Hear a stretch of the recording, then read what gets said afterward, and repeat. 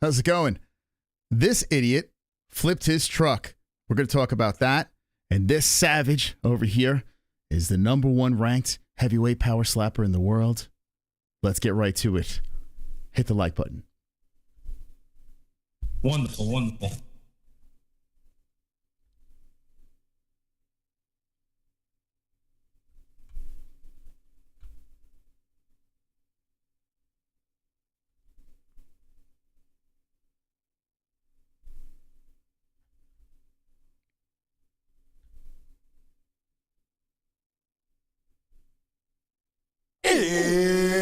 It's time for the MMA-Holes!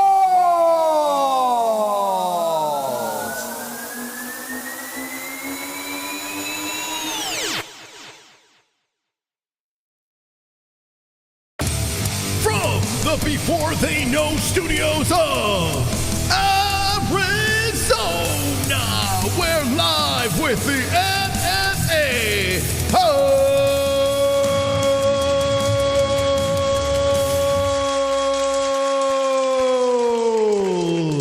Wonderful, wonderful. Welcome to the MMA-Holes Live. How's everyone doing in the chat? Hopefully you are. Wonderful, wonderful. And if you're not, we're going to make you wonderful, wonderful. My name is Chris Mystic Moss, King of the Dragons, and I am the host of tonight's episode of the MMA-Holes Live. If you can hit the like button, I'd appreciate it. Share with your friends, and let's get on with this glorious ride. Shout out to UndisputedBelts.com. If you want a belt for your Pick'em League, for your championship, go to UndisputedBelts.com. Shout out to mybookie.ag. The promo code is MMA-HOLES for a 10% match on your first deposit. And if you're going to watch UFC this weekend, UFC 299, all things UFC, go to ESPN Plus. Click the link in the description down below. Down below. That's where we get a little commission for that. Tonight, glorious show. Brendan Schaub flipping his truck, looking like a complete doofus, and we're going to rip on that. We'll talk some UFC news. We'll talk about the fights this weekend. But more importantly, we have back on the show a legendary human being, a man that we've had on the show a couple of times. I would say he's an MMA-Holes veteran. Ladies and gentlemen, can you give a warm round of applause for King Ryan Phillips? Hello, my friends. It is I, King Ryan Phillips. Welcome to the MMA-Holes. It's good to see you again. King of Kings, Ryan Phillips, the beautiful MMA-Holes hat on. I love it, baby. Woo! I'm styling and profiling tonight, baby. You know it, Mystic Moss. How you been, brother? It's been a while. I have been well. I've been wonderful, wonderful. I told you the story of my wife stealing my conditioner from my shower, and here I am. I'm better seeing you here, you know? Happy to see you as well, buddy. So I noticed you sent something about being on a TV show today. You want to explain what was going on earlier? Yeah, I was on an awesome show today for a Cleveland spot, and we did a nice studio thing, and it was in person. Really good time. I'm trying to connect with the Ohio and Cleveland audience more so, and actually bring it to their attention, and things are working really well. It's a great time. It was a great person to be a part with, and just a good time overall, man. Yeah, living the life right now, dude. It's so cool, and I love how you're bringing this to Ohio, right? You're becoming the face of Power Slap for Ohio, and overall, you're #1 ranked. Is that true? Yes, that's true. I am the #1 heavyweight in the world right now. Absolutely. I mean, so we did a live stream. We were reacting to it with the community. Now, this is Power Slap #5, correct? No, you were 6? reacting to Power Slap 6. Power Slap 6. 6 freaking events. Yes, Jesus, this is going way too fast for me. I can't keep up here. Power Slap 6. And you go in there against a big monstrous human being. My co-host says, "Oh my God, this guy's gonna kill Ryan." And I gotta be honest with you, I was worried as well. But when you showed up at the face-off, you looked pretty confident. What were your thoughts when you stood nose to nose, face to face with this giant human being? At the moment in time, I just nothing. It was just like, I'm looking at a friend. I'm about to face off with him toe to toe, slap for slap. in the most violent sport in the history of man. And that just it gets my engine roaring. My insides and my blood start to boil, and I just feel all sorts of crazy power, man. It's just I'm an unstoppable force. I knew I was, I knew that Nate was in big trouble. Definitely, I'm definitely a very tough fight for anybody.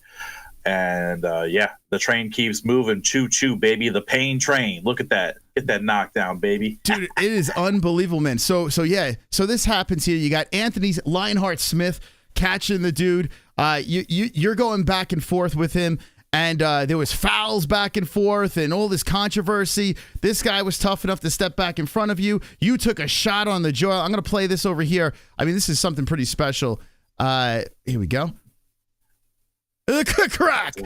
Oh, it's another beautiful angle. Oh my God! Look, that all in a day's work, right? No big deal. I mean, it's kind of crazy. Well, explain to me what's going through your mind. What it was I cracked him the first one, and he went down, and they brought him back up, and Nate is a great guy, man. He's a friend of mine, but he shouldn't have continued. Whether I got DQ'd or not, he shouldn't have continued after round one. He was hurt very bad. Mm-hmm. So.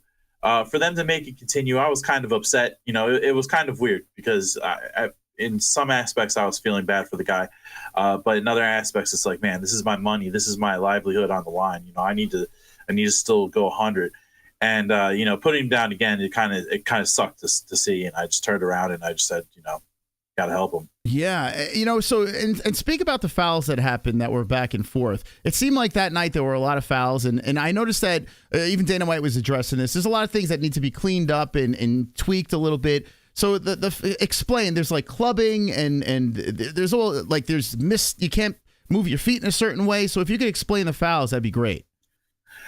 Yeah, well, let's take my match for instance. The first hit that I took from Nate was a club.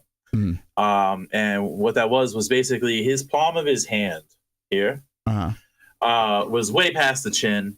Basically, he hit me in the temple with it. So that's an illegal shot. So that's a point deduction right there.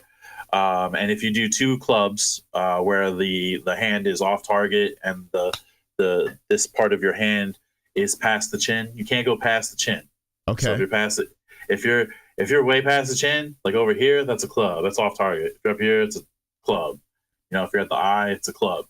So that's what you got to be careful for. And that's what Nate did. He basically hit me with the palm of his hand on the temple. That's for a big hand too, right? That guy's got a giant hand when he cracked him. The thing, when he has his hand on my head and he opens it up, it's my entire head. Well, what's the thoughts of when they're kind of sizing you up? Right? What's going through your fucking mind? What are you trying to think about here when you have this big paw just coming back and forth on the side of your head right before the impact? Where's your head? Well, I just know that I need to take it. There's nothing else. I need to take this hit. I need to keep going. I know that there's nothing that can knock me out when I'm looking at it and seeing it coming. And with my defense that I have, there is a style, there's a technique to my defense. So, I know how to take it. And basically, I just want to go out there and put on a show, as you can see right here with the finger guns to the head, boy. Look at that. Yeah, it's so funny. Yummy. So when you ate that shot, right? You're like, okay, I'm still standing. The first thought in your head was, all right, I'm going to shoot this guy now. Yep. Basically, because got to get those views, man. If you don't get the views, you don't get the title shot. You don't get the praise. You don't get the podcasts like the MMA-Holes. You don't have cool clips like this to show everyone. This got 3 million views in 4 days, brother. That's crazy. So superstardom, here we come. The King's rolling on through. Like I said, the pain train ain't stopping. Choo choo, all aboard. Let's go, MMA-Holes. Woo! Wonderful. I love it, man. I freaking love the energy and the when you took this shot, all I could think about with this guy is like, and you shoot him in the head, he's probably like, oh fuck, right? Right. What could he be thinking right now? Oh, I'm screwed, right? Exactly. So you see there's like some mind games going on too. In the very beginning, when I ripped my heart out and when I roared to the heavens and my mom and my dad, it gives me crazy strength, man. Like, I just want to tear everyone apart, like just everyone. And I just went up to him and I got right in his face and we headbutted each other. And, that's to show my dominance, man. It's like the jungle. You know what I mean? How lions show dominance. They boom. That's how I do it on the stage. Yeah, I tell you, it seems like you were like, it's kind of weird to say, but like made for this. Like it really does. Like, it's such an early phase of this interesting form of combat. But as it's going on, it's evolving. The rules are changing. It's sanctioned.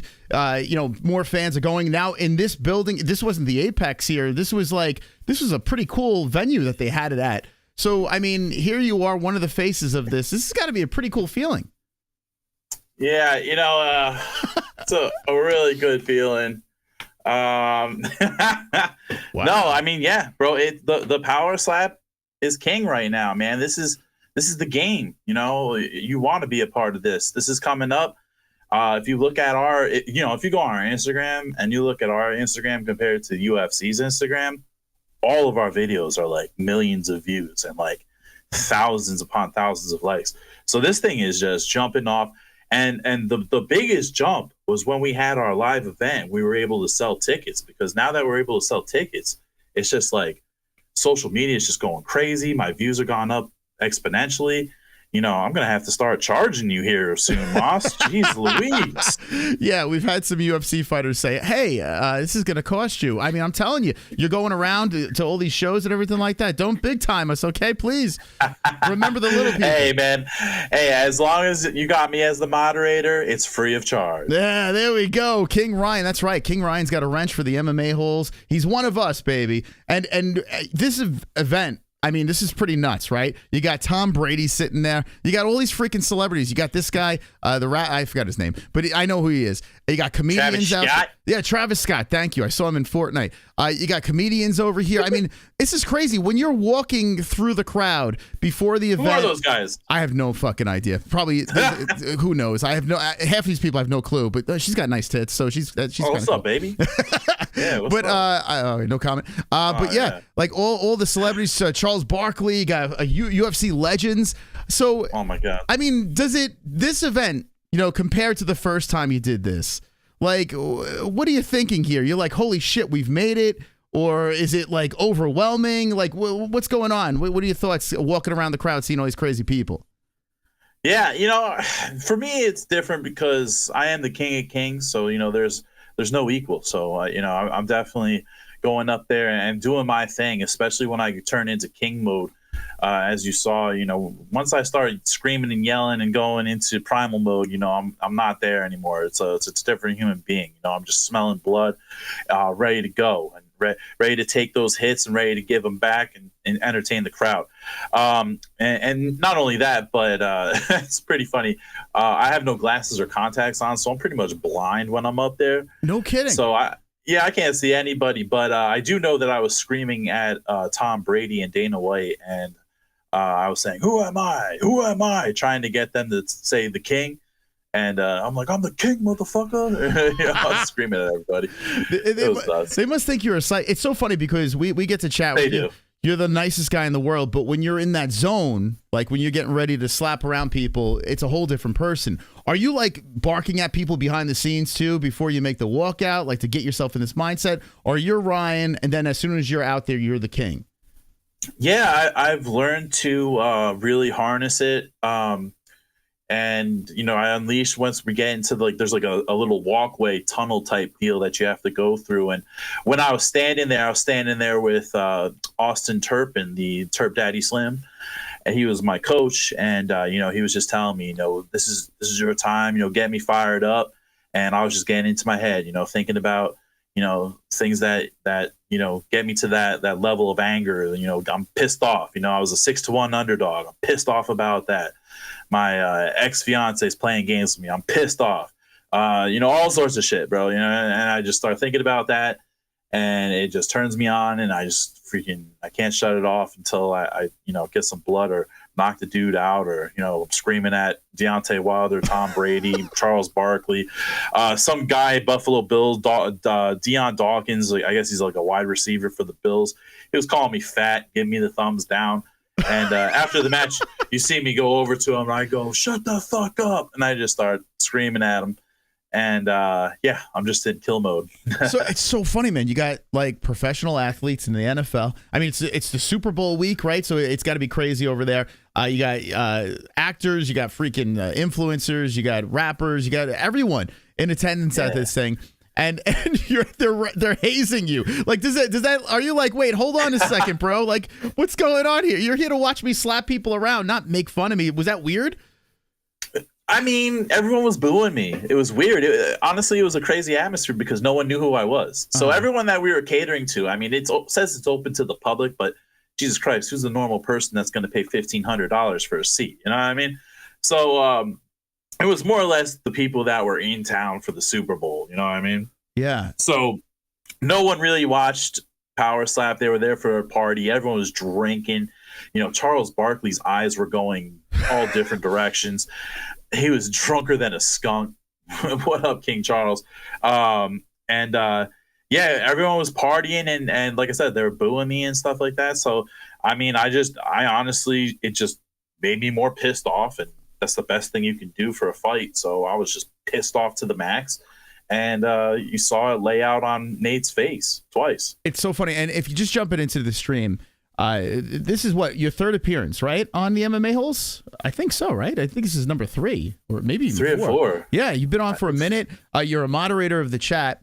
And I just want to tell the people out there, if you're new to the program, or if you've never seen Ryan on here before, never seen Power Slap, I get it. I understand. I see those comments in the chat. You guys are like, "Oh, this guy's you might as well have a bum on, this and that. This is not a real thing." Oh. Like, I see it. I see it out there. And to those people, when I watch the Power Slap 6, look, you're making Ryan cry. When I watch the Power Slap 6, you can go back to the reaction.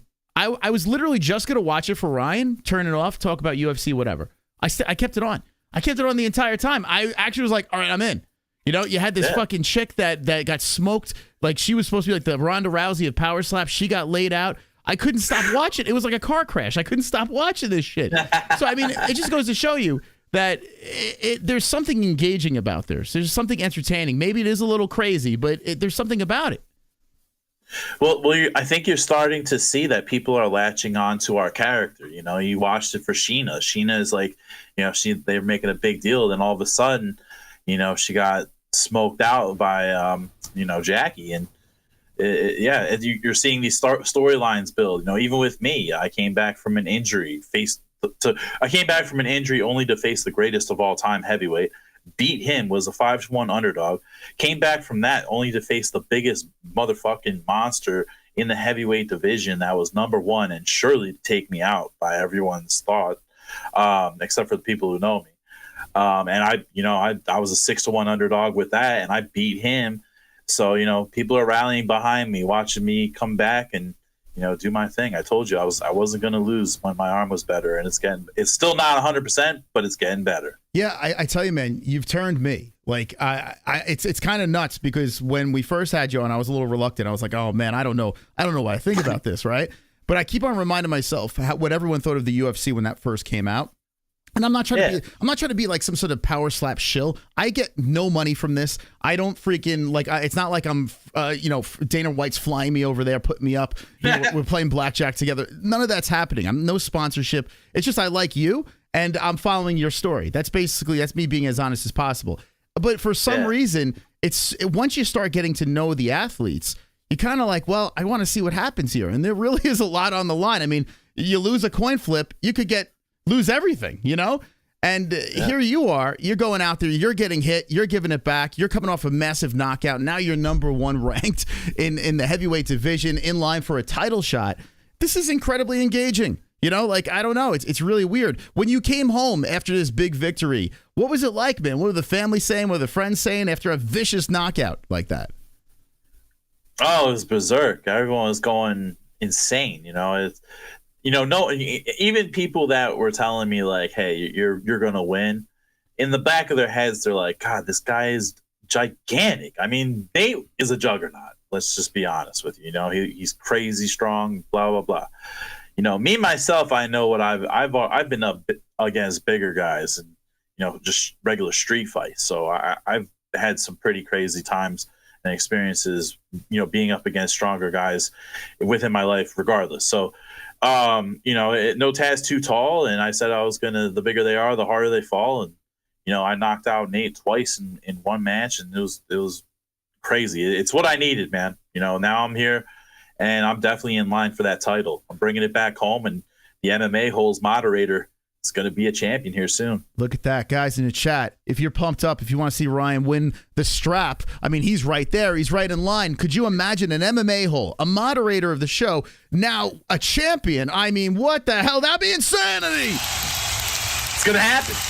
I'm telling you, baby, we're going to get this thing. No one can fucking stop me. Yeah, baby. Dude, I fucking love it, man. I love your energy. I love everything about it. And so this event, everyone's getting drunk there. You got the Steve Will Do It's. You got Sean Strickland starting fights with fucking vampires. You got like everything going on over here. What is the alcohol? Like, I mean, you said Charles Barkley was wrecked.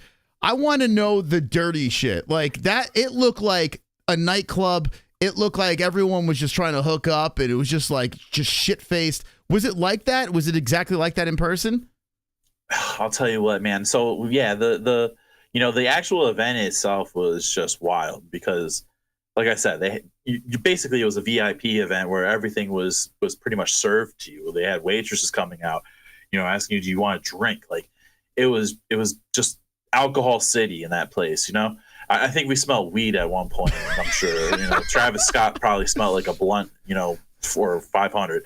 So, but afterwards, I actually got to go to the after party, which was in the High Rollers room in the Durango Casino. So I was there with Charles Barkley, Dana White, MGK, all the influencers and things of that sort. And it was cool, but, you know, hey, you see some people you know from like the internet and stuff like that, and then you see how they act, and you're like, you know, it's really not that cool. And for me, I guess I'm an old guy. Like those types of people don't really, you know, they don't really toot my own horn or anything like that. I don't get like jitters or anything. You know, I looked at Dana White walked in. I looked at him. I go, Dana, I want the bell. And he goes, I like that match. I'm like, all right, buddy. High-fived him, and that was it. You know what I mean? Yeah. People are running up to him, taking pictures and bothering him. I'm like, I don't need all that. You know what I mean? So, yeah, I'm curious what you think of like the Steve Will Do It's and like the influencer side of things. Like, is that where it gets a little weird? Like, listen, I respect these guys' hustle. They're young kids making a lot of money, but at the same time, it does seem like it kind of, I don't know, it makes it a little less, you know. I know if you're an older guy, would you still have a good time in the crowd if you got these kids, the influencers running around doing their thing as well? Is there like a separation, VIP section, or are they just running around the crowd? No. The VIP section and the let's say the citizen section, I guess you could say, are definitely separated by two sides. Oh, okay. So it's basically two walkways and then the stage in the middle. And then on each side of the stage, there's the VIPs, like all the celebrity influencers. I'm sure there's like a section of each. And then on the other side, it's like friends and family of the athletes and regular people who have bought the tickets. Yeah, okay. And so who was the douchiest celebrity there? Who would you say was like, you just got the weirdest vibe from? You know, I mean, I don't, like I said, I don't really go out of my way to like talk to them. Like I talked to a few of them because we did some skits together, like Sarah Safari or, you know, I saw Bradley Martin. Actually Bradley Martin was a lot cooler than I expected. Mm. But you know, Sarah Safari is a fan of mine, so that's probably why. There's these kids, this Kale and Shane, this BMXer Shane Davis. So some of these kids are actually really fucking cool because they're like skaters and like BMXers, and like they're from the streets because you got to be on the street when you're one of those guys. You know what I mean? Uh-huh. So like those guys are cool and stuff like that. Steve Will Do It. He's just, I just see him and it just looks like he's in another universe. Yeah. Like, is he like I just always look drunk? at him, I don't know if he's drunk or not, but he's definitely somewhere else. Like you just look at him but like Chuck Liddell was like crazy fucking drunk. You see Chuck Liddell? You see Chuck Liddell fall off a yacht not that, a couple of days ago? Yeah, actually, I saw it on MMA-Holes. Oh, okay. You guys watched it? I watched it with you guys. Fucking jumping off falling off a yacht. Yeah. So he's a wild man in person too, right? I mean that's pretty obvious, right? So that's no shock there. What about Tom Brady? He stayed for a little bit, right? Was he there for your match, or they scoot him out? I want to say, like, because I think he was, because there was someone sitting next to Dana that was decked out, and like I said, I can't see anyway, but it was a very like a brighter suit, like the color was like a silvers like kind of suit. So I think it was him, but people said that he was in and out. So okay, who knows? But but for him to be there, it was pretty awesome. Dude, it's so nuts. Regardless. It's so nuts that Tom Brady's there for Power Slap. That's just like absolutely insane. Yeah, what? It's so crazy. Yeah, he had to be there. It was just, I mean, mind blowing. Like yeah. the whole event, that whole event itself was ridiculous. Yeah, I tell you what, man. If you just want to just kind of deprogram and just let the brain take a vacation, that seems like the place to be. You get drunk. You fucking watch the craziest shit in the world. I mean, this got to be the nuttiest. Like, if you think about this, like, what is crazier than this, right? I mean, think about it. What could there be that's a nuttier competition or event than this? Could you think of anything? Olympic curling, maybe. I don't know. Yeah, I mean, it is pretty wild. But I mean, that's the thing. Like, no. There's nothing crazier than this. Maybe deathmatch wrestling because they cut each other open, they're bleeding everywhere. But yeah, no, I don't think so. Yeah. Hold on. Oh, Jess is in the chat. She says, "Tell Ryan I'm sorry for downing him on air during his last." Jess, come on stream. Go ahead, duke it out with Ryan. Yeah, bring it, baby. I got something to say to you. Jesse was like, "Yeah, he's getting killed." She's like, "No, I'm staying right here." Yeah, guys, if you didn't see the reaction, please go back to the Power Slap 6 reaction. I lost my shit. Jesse was doubting, and then the look on Jesse's face when Ryan knocks this dude out. I mean, I'm talking like this guy was what, 6 foot? How tall was this guy that you were? 6'4". But the thing that people don't realize is that Nate cut weight to be at 265. So he's like 300 pounds walking around. He was 300 pounds that night. The dude looks like a linebacker or some shit. It's so crazy, man. So crazy. Yeah. It must be such a good feeling though, right? When the slap hits perfectly, you just know, right? Oh, he's done? Or does it take a second for it to register? So this is my thing. When I was in the back, they let us practice, and I got maybe 20 to 30 practice shots on this pad before I even went up to the stage, literally 5 minutes before.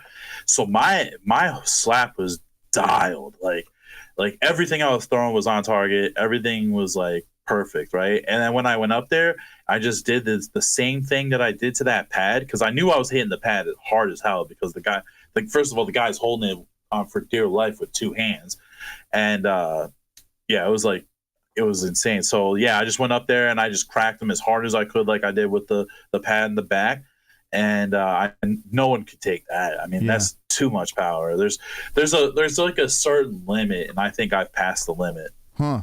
Yo, dude, I'm telling you, man, that was some night.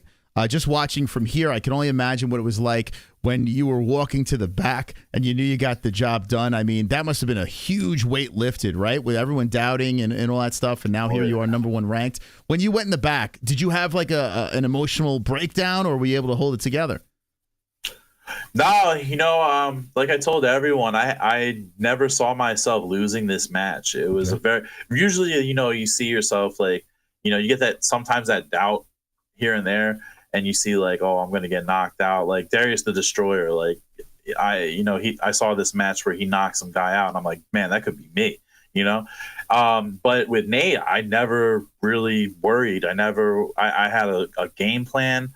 I was thinking clearly, and then during the week, it just I had this I don't know how to explain it, but my blood felt like electricity. I just felt like I was so on fire. I was just, I don't know what it was. So I felt really, really good. I was really, really confident, and the results speak for themselves. There you go. And so what about this upset of the year award? Are you winning this thing? What's going on? Oh, what's up? Yeah, man. Slap News has awards going on right now. You can go vote. The link is in their profile, not mine. Okay. But you can vote every day. It's not just a single vote. And yeah, I'm winning, man. I should win that at least. That's I'm thinking. All right, Everyone guys. thinks that Manny Nuñez might win it.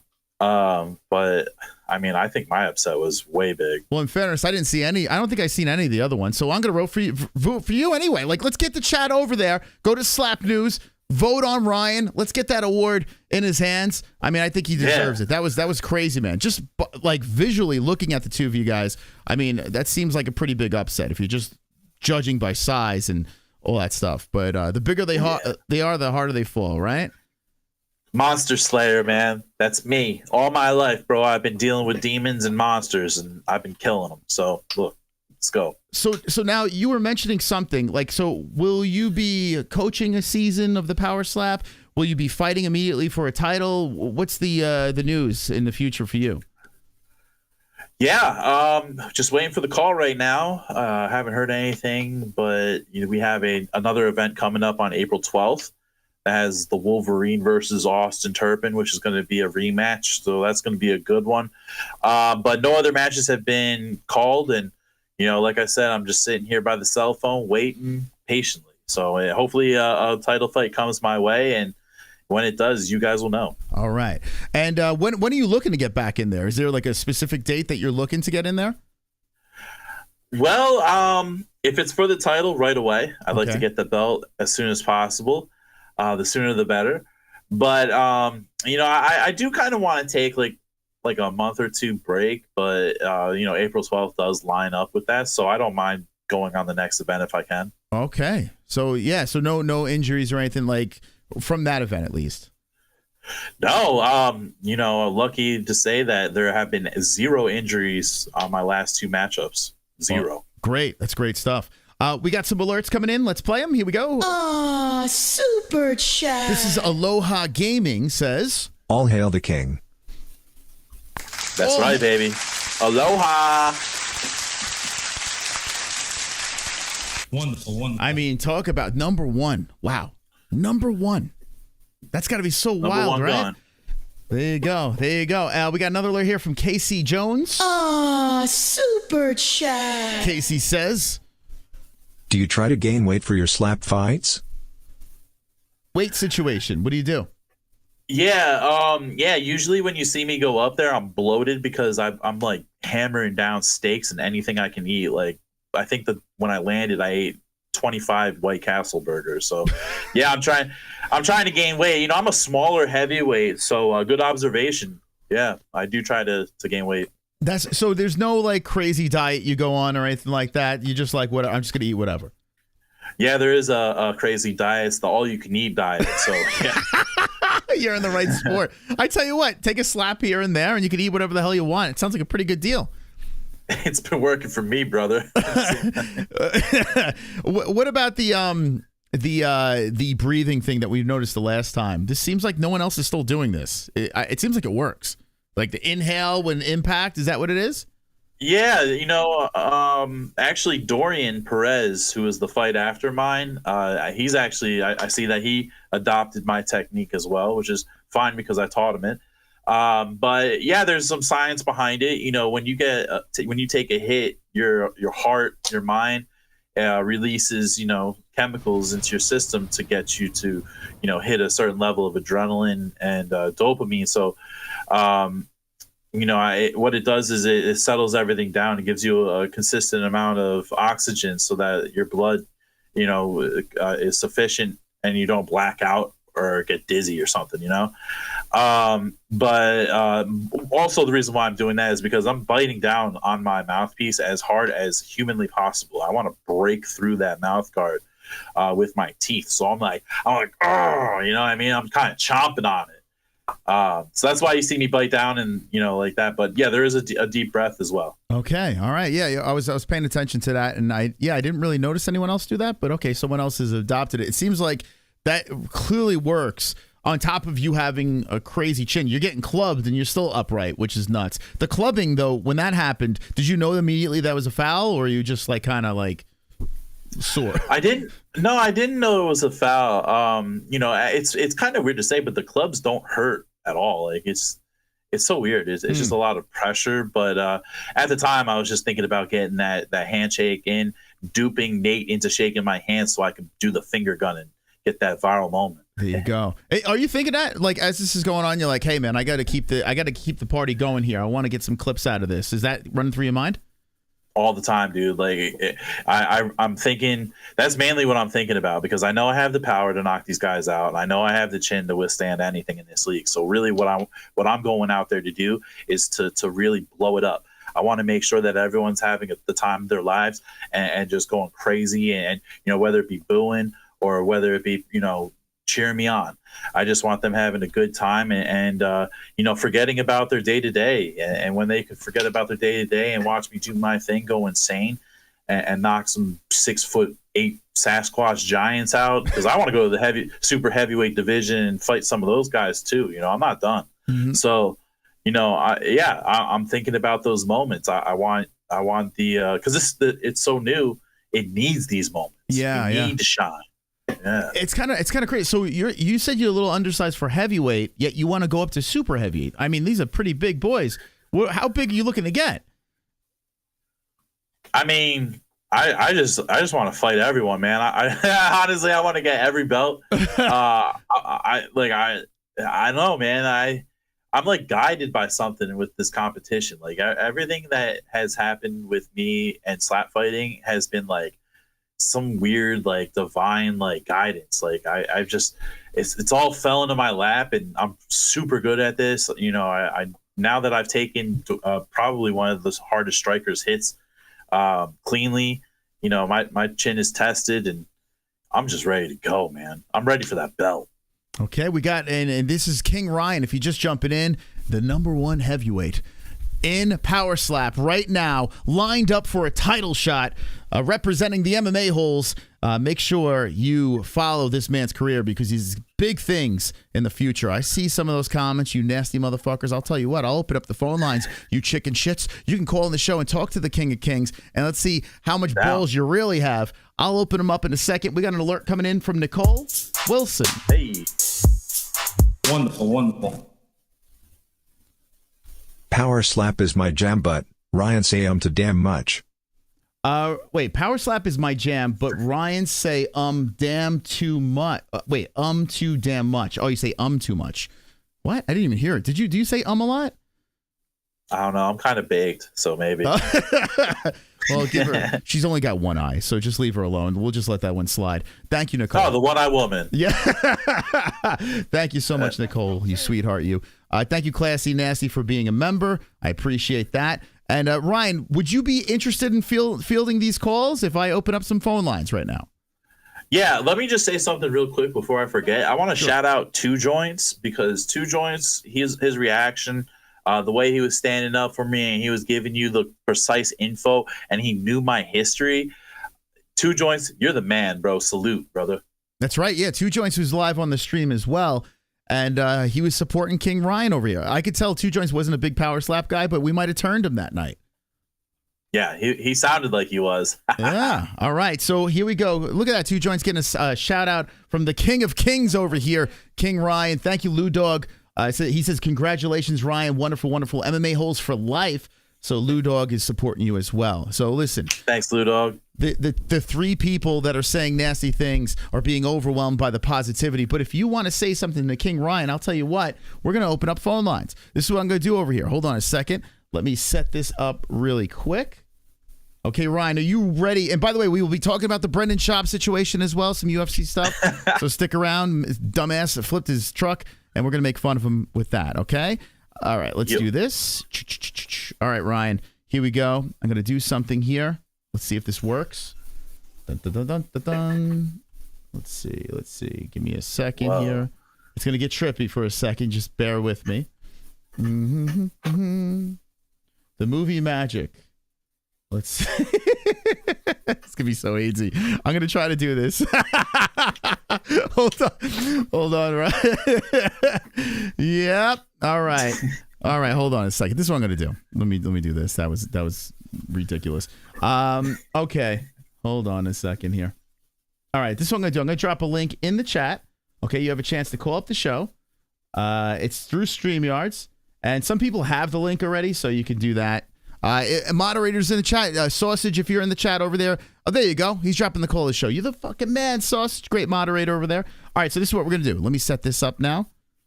See, this is great. We have a fantastic community that picks me up when I'm falling down. All right, let's see. What am I doing here, Ryan? What's happening? All right, here we go. And the reason why I'm doing this, Ryan, is because just in case someone tries to show a dick or something, we got to make sure that they don't do that, Okay, here we go. All right. You don't want me to show my dick? I mean, listen, we have a Discord. Feel free to jump on the Discord. Swing that thing around over there. All right, here we go. Okay. We have the first caller. And Sausage, if you can keep on spamming it, thank you so much. Call the show, you chicken shits. Those that are talking smack, call the show. We got the King of Kings over here. And Kevin from Chicago is live with King Ryan. What's up, boys? No. When it comes to Power Slap, we see that revolutionizing sports entertainment. Key emphasis on entertainment. We really see it's a revolutionary act, what's going on here. And I just think I got an idea for a new future sport entertainment platform. Instead of Power Slap, it's Power Fuck.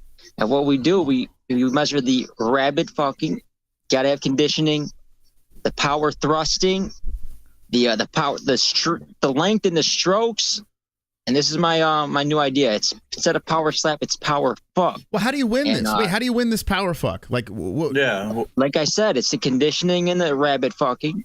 It's the length of the stroke, and it's the force of the stroke.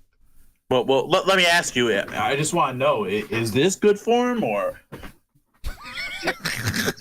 Oh yeah, you got it down, Bubba. You got it down. I think I need to see it again. I think I need to see it one more time. You're getting me excited now. You want to see it again? Yeah, might have to. Yeah. No, $15.99. I'm just joking, brother. King Dingaling 69 with the money symbol in the front.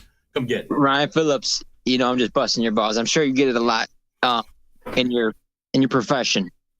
People don't really. You're trying to take it serious. You view this as this is a career for you. You're trying to make your family money and stuff. And you constantly hearing the jokes and the disparaging thing. How do you handle that? How do you handle the critics, so to speak? Are you serious, man? You're really gonna make me do it again? I do it like this, bro. Like this. He road dogs him, Kevin. You grab the hair like this and you pull it back. You see the style? He power fucks. Oh yeah. Yeah. That's how use that technique too. I like that one. Yeah. That's how I do it. So yeah, basically I'm just fucking the fans. That's all I'm doing. You don't even pay them attention. You say you're here to fucking give me the views. Give me the clicks. All right. I'm here to win my Power Fuck debut. That's what I'm here to do. All right. He's talking in circles over there. Thank you, Kevin, for the call. We got Nicole. Actually, let's see. Is this the same Nicole that donated? Nicole, is that you? Muff.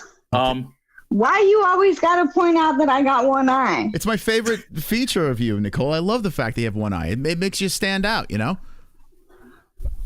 Sure, Muff. Look, Power Slap is like the shit. We just need a midget slap. I'd be down.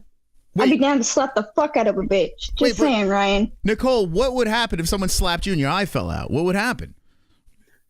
Dude, I have two eyes. I'm just blind in one of them. They ain't falling out. No, but the fake one. What if the fake one pops out? No? I don't have a fake eye, Muff. They're real. Oh, I'm sorry. I got it wrong then. Okay, so you say, Nicole, you would... Nicole, you would compete... Who the hell's smoking the weed here, Muff? Me or you? You're saying you would compete in a power slap? Would you actually do this? Yeah, if it was for little people. Well, Ryan, is there a height requirement? I mean, we do not have height requirements, but there are weight requirements, yes. Okay. And what's the weight class for the women? That would be 145. 145. Nicole, could you hit that? No, I'm a little over that. Okay. All right. It's all muscle, though, right? And it's actually sure, it's all titty. We're going to go with that. Nicole, it's all titty. Let's be honest. All muscle. It's all breath. It's all in one eye. Listen, it may be all in the titties, but Pale's the one that gets to look at these titties. That's true. She's got beautiful breasts. That's one thing, Ryan. I gotta say, we haven't seen the whole thing. We've just seen a little bit of the top, but they look fantastic. Wonderful. Yeah. Wonderful. Okay. Anything else, Nicole, for King Ryan? But nope, good luck, Ryan. Hope you fucking take it all the way. Just keep on doing what you're doing and slap the fuck out of a motherfucker like you ain't ever slapped him before. Yeah, let's go, motherfucker. That's right, one-eyed woman. Do it. I love Nicole, man. She could take it, man. She's in the chat dishing it hard all the time. But she could take it. That's why I like Nicole. She's a great person. All right. I like her too. And she's got one eye, Ryan. Would you date a girl with one eye? Yeah, absolutely. Yeah. I mean, she's got great tits, right? Are you a tits or an ass guy? Both. Both? Good. That's the answer. I don't discriminate on that kind of stuff. Okay. We have another caller coming in. I just don't like chicks with dicks. Yeah. It's not on my list either. No. Two Joints. What's up, Two Joints? Hey, Chris, how are you doing, brother? King Ryan, welcome back to the program, brother. You're a great guest. Thanks for coming back. That's my boy right there, Two Joints. How you doing, brother? Oh, I'm just doing awesome. Hey, just a quick call, Ryan, just so we can get some other folks in here, because I'm on the air all the time. So congratulations on the win. That guy was definitely way bigger than you. And I know it's cliche to say, but the bigger dog doesn't always win. Like, we just seen that with Bader and fucking Ferreira. And I just wish you all the best, bro. And the deal with the ex-fiance, don't worry about that shit, bro. Like, look at Moss. Moss has been married once before, and look how he came out the other side. He's got an awesome family.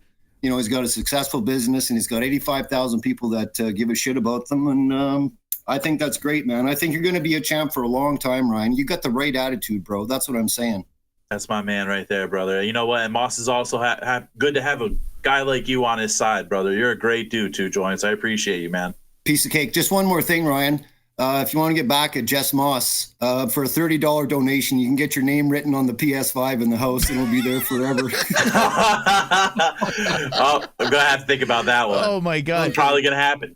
Hey, all the best to you, Ryan. Take care, buddy. Peace. You too, brother. Take it easy, man. Thanks, Two Joints. He's a great guy. Yeah, the gaming streams, I'm like, yeah, $30 donation. I'll write your name on my PS5. And now when Jesse passes the studio, goes to the bathroom, whatever, she sees our audience members' names on our PS5. Yeah. Oh, man, you need the King's name on the PS5. Man. That's coming up. That would be good. Hey, like I said before, we have a link in the chat. If you're not where are the people that were talking shit in the chat? Maniac. Where are you, Maniac? Boob. Tomatoes in the chat for Maniac. See, that's what happens, Ryan. They're afraid to call in. It is what it is, man. I mean, everyone sees the King and they underestimate the King. But when it comes time to show up, no one wants to be gangster. That's what it is. Like when you think about like a guy like Ian Gary in the UFC, he's catching a lot of heat, and for good reason in some situations. But still, when they go face to face with the guy, they're like, "Oh, can I get a picture? Can I do this, that?" Yeah. So it's ridiculous. It's the same for us too. I mean, some of the guys in Power Slap don't like each other online, but then when you see them face to face, they're all teddy bears and want to give you a hug and stuff. So it's all the same. Yeah. And so have you come in contact? Like has anyone admitted, say, "Hey man, I've been trolling you, but I'm a fan now," or vice versa, just keeps trolling? Like, I mean, I've had a couple of those, confrontations already for sure. Me and a guy actually went pretty at it online, and unfortunately he got knocked out during a match, and we both saw each other backstage, and the last thing we said to each other was, it was pretty much on sight, "I'm gonna fuck you up if I see you." But I looked at him, he looked at me, I'm like, "Bro, I'm not gonna do anything. You just got knocked out, dude." He was like, "I was just pissed off at what you said to my cousin." And I was like, "All right, let's just squash it." Yeah. It's one of those types of things. But no, nothing's come. No one's tried to slap me in public or anything. So I bet eventually it's going to get to that, right? Because UFC fighters, you see, there are people out there that do try to start with UFC fighters, say, "Hey, I beat up a UFC fighter," right? Like that's their thing. I would imagine with this, eventually it's going to happen where people are going to try to size you up, especially in a bar or something, after party or whatever. Oh, yeah. I mean, I mean, yeah, I'm getting sized up all the time now, but I always get sized. In my entire life, I've always been sized up. So that's where 90% of my fights come from. It's just people looking at me crazy and talking shit. And then, there's been people like, I wouldn't say fans, but people see us wearing our like slap gear in public, and they come up and be like, "Hey, I want you to slap me." Like, dude, get the fuck out of here. Yeah, I get paid to slap people now. Get out of here, peon, right? I mean, exactly. That's what I would say to peasant. Yeah, we got another alert over here. This is from Kainotto. Oh, it's a long one. Wonderful. Kainotto, what do you got? Just being honest, I only watch Power Slap for Ryan. Dude is an MMA hole. We call it the King Ryan Show at my house. It's surreal watching someone slap the mitochondria out of someone else while Dana White is watching, when that someone is a member.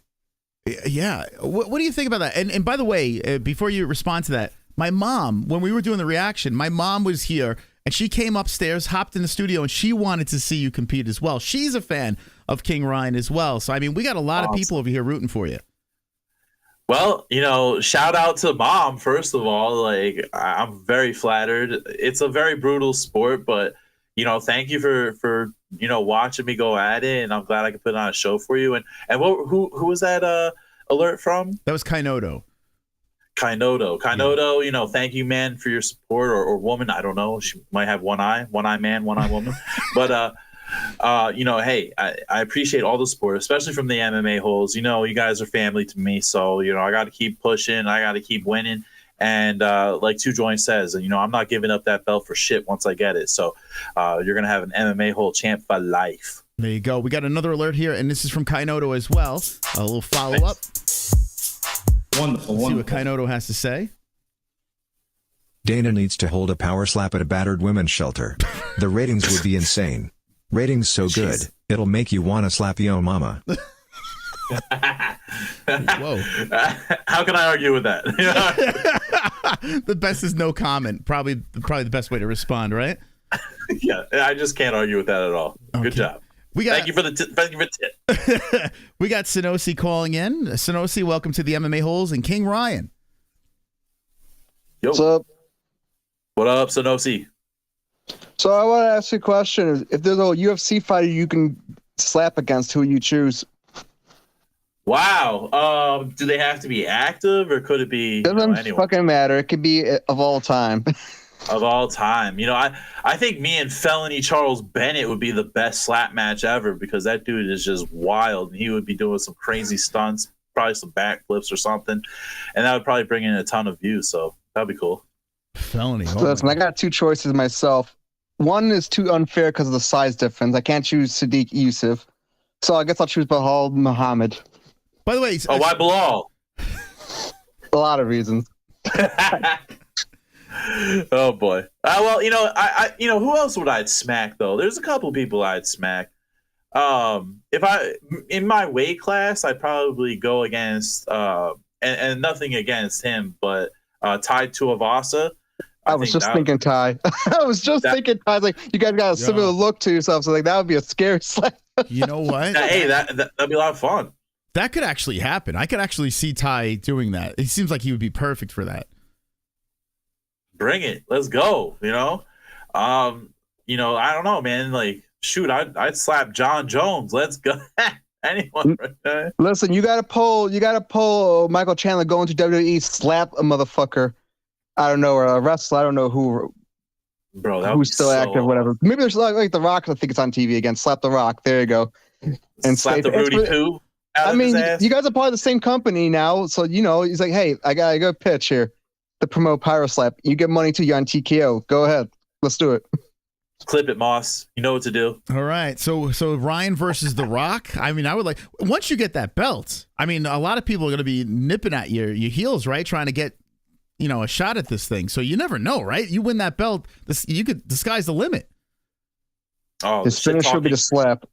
The shit talking will be on another level, and everyone's going to want a piece of the king. That's for sure. That's right. All right, Sonosi, anything else? No, that's it. All right, there's Sonosi. We'll take. Thanks, Sonosi. You're the man. We'll take one more here, Ryan. And I appreciate you being a good sport with this. I think they've been actually very nice. The chicken shits didn't call in, but this one here is from this is Golden calling in. Golden. Yo, what's up? Yo, what's up, Golden? How would you versus MMA Guru slap match would go? Me versus MMA Guru? Yeah. I would wreck MMA Guru. on one first round, I'd win. I think this is Guru calling in a fake. Is this Guru? I think this is him. Yeah, this is Guru's Russian cousin, man. Oh, is this Russian Guru? Oh, this is very interesting. So, I'll do it on 2, round 1. Then. Can you say what you got paid, or you don't want that business out there? I'll let you take a guess, and I'll say if I do or not, higher or lower. I would think 5 and 5. Higher. Nice, man. Where are you calling in from? Are you calling in from Russia? Not Russia, close Lithuania. Lithuania. Look at that. Isn't that crazy, Ryan, when you think about like people all over the world consuming what you're doing? I mean, we're all so connected by the internet nowadays, it doesn't surprise me. Yeah. So you're a big Power Slap fan, Golden? Not really. I just watch your streams, and I watched along with you the one that Ryan was on. Oh, okay. And Golden, who are you in the chat? Goldenus. Oh, you're just Golden. Oh, okay. You're a Golden. Well, where did you come up with this name? Is this your real name? No, my real name is Solus. Oh, okay. Wow, you got like a fucking, like a God of War name. So was it Solus? Solus. Wow, that's a pretty cool name. Right, Ryan? Yeah, I like it. That sounds pretty badass. Thanks, guys. All right, be good. There you go. That's Solus calling in. Look at that. Wow. So now is it soulless or is it soulless? Like SOLACE? I don't know. Ryan, I have no idea. But at first I was like, this guy's scary. And then he wound up being a nice guy. I don't know. He sounds like he is soulless, though, when he spoke to us. So I have no idea. Yeah, I'm kind of creeped out, but in a good way. I'm going to have nightmares. Lithuanian people coming after us. Ryan, how about that, huh? Like, what you've fielded the barrage of calls. Not one bad call, really. You did it. Bah! That's how we do it, baby. The Kings is here to stay, baby. I'm an MMA hole for life. You're my family. I shout you out everywhere. I wear your hat. I love the MMA holes. Moss, you better come out to Street Beefs at the end of March. Your invite's still there, buddy. Yeah, so talk to me about this. So you're cornering someone in Street Beefs at the end of March. Yeah, so me and my buddy Disturbing the Peace, Dorian Perez, we're going out to Arizona. There's a big anniversary event going on for Street Beefs. It's going to be, just a day full of fights, a lot of food, a lot of good people. And me and Dorian are going to corner for a title fight. It's going to be history making, and you're invited, man. If you're in the area, come on out, buddy. I tell you what. And do you have a date? An actual date? So these are like smokers, right? And smokers are illegal as fuck. So they don't tell you the date right away, but it's the third week of March. So okay. Yeah. Well, when you do have a date, if you could let me know, I tell you what, I'm interested. As long as we're not doing the stream. I'll tell you at the back door. Yeah. I would go. I would 100% go. I think it'd be hilarious. And maybe I'll drag Jessie so she can, you could, haze her for doubting you, I won't haze her. We'll welcome her to the kingdom with open arms. We already forgive her. It's okay. Okay, there we go. Well, Ryan, listen, man. I'm pretty proud of you, man. Like, just to see you, in the earlier days of the Power Slap. Now here you're a Power Slap 6. You're in line for a title off a big knockout over there. Couldn't have happened to a better guy. And we're always going to be rooting for you, okay? I appreciate that, man. It's like you guys knew something was up with me, and you knew that greatness was abound. So I appreciate the MMA holes. I'm not going to let you guys down. That's for sure. All right, and then I appreciate that as well. Any shout-outs you'd like to throw out there before we let you go? Shout out to the boys, John Davis, the middleweight GOAT, the Dapper Slapper, Devin Schwan, my brother, Dorian, the Disturbing the Peace, Perez. We're all the Barefisted Podcast. And shout out to the fans, man. I really, you guys are awesome. Everyone's saying they watch Power Slap because of me. That really helps, man. And not some of my own personal friends don't even watch it for some reason or another. But Wow. I have people who aren't even fans of this shit watching me, and it means a lot. And I'm regardless of how big or how crazy this thing gets and where I go, I'm always going to be here when you want to interview. So you can count on that. I appreciate it, Ryan. Listen, not only are you the number one contender out there, even if you were losing, it doesn't matter. You're a moderator of the channel, and that's what matters. You're a friend of the show. You're one of the best out there, and we're always going to root you on and support whatever road you go on down. Appreciate you stopping by, taking time out of your busy schedule, and can't wait to see you compete again, okay? You know it, buddy. Thank you, Moss. Thank you, MMA-Holes. I love you. King Ryan, live on the MMA-Holes. What up? What an appearance. The best. One of the best. We're going to move into the Brendan Schaub rolling the truck situation. We're going to make fun of Bappa, but I want to know in the chat, what do you thought about the King of Kings, Ryan Phillips, live on the show? I got to say, man, like, it's weird. This is a weird situation because when we first started talking to Ryan, I was like, man, I don't even know if we should have this guy on the show. I don't know anything about the power slap. We tried it. It was kind of, And then next thing you know, we had him on a couple of times. Great human being. We start becoming a fan. And next thing you know, I'm enjoying the sport. Like the last event, I legit had a good time. On Fuko Friday, you can run it back, watch it along with us. Power slap number 6 reaction. But King of Kings, how about the pussies that didn't call in? Oh, man. Maniac. You have to rename yourself. You're not a maniac. More like lamiac. I mean, I don't know. Like, well, let's I mean, what that is very it almost hurts. It almost hurts my soul knowing that you just could not pick up the phone and call in. We had the link. You can call. A guy from Lithuania called in, for God's sakes. And you were too chicken shit to call in. I cannot believe it. And this is what I'm saying. We say it all the time. If you're afraid to call into the show, don't even bother trolling in the chat, bro. You got to change the name. You got to go under a different alias because from now on, you'll be known as the chicken shit of the chat. So you have a chance to redeem yourself. The next time we open up phone lines to a guest of the show, and sometimes we have some of the biggest guests. I mean, listen, we had the number 1 ranked heavyweight on the show. This guy's in line for a belt. We get the biggest guests in the world on the show. When we open up those phone lines, we give you an opportunity for greatness, to put yourself out there in history, on the internet, to make yourself known, to show those big balls of yourselves. And you just dropped the ball.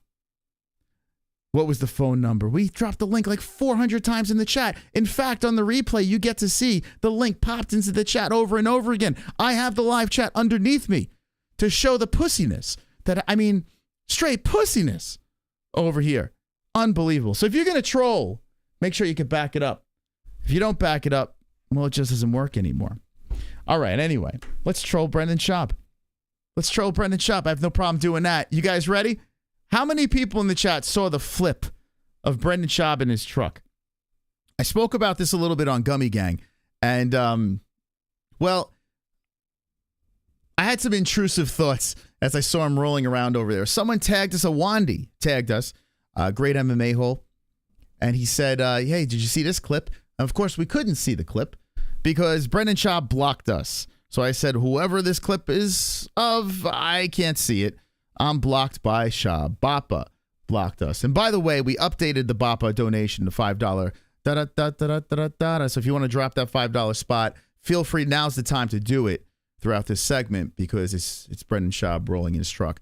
But let's show this over here. And I want to break this thing down. I mean, something very special happened. So let's break this down real quick and get your thoughts in the chat. So Brendan Schaub has like a channel. In fact, let's just read the TMZ story over here. Ex-UFC star Brendan Schaub flips truck off-roading. Wild crash caught on video. Okay, so it says Brendan Schaub flipped his truck in a terrifying off-roading crash earlier this month, and the wild accident was all captured on video. Now, the one thing I got to say about Brendan Schaub is every dumb thing this guy does, it seems like it's a weird genius. I hate saying this, but it just only helps because I didn't even know he had a truck channel.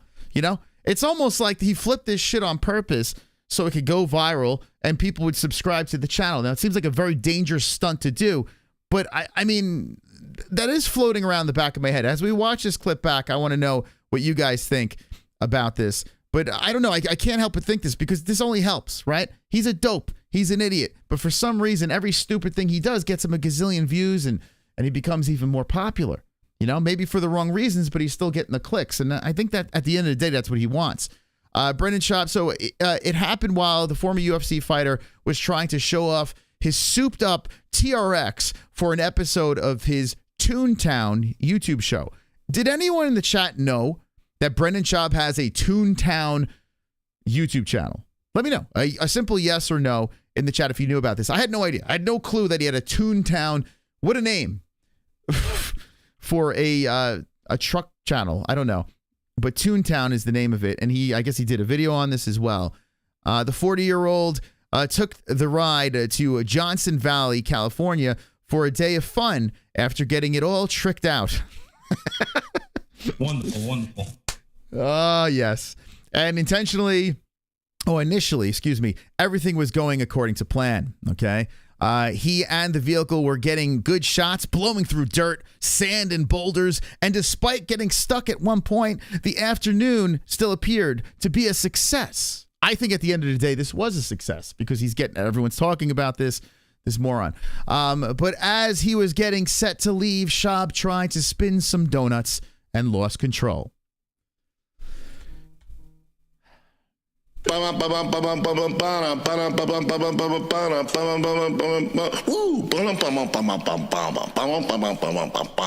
hear that jam? There we go. Sonosi. Why couldn't Brendan Schaub light himself on fire like that retarded Chair Force guy for a group that gives zero fucks? Ops intrusive thoughts.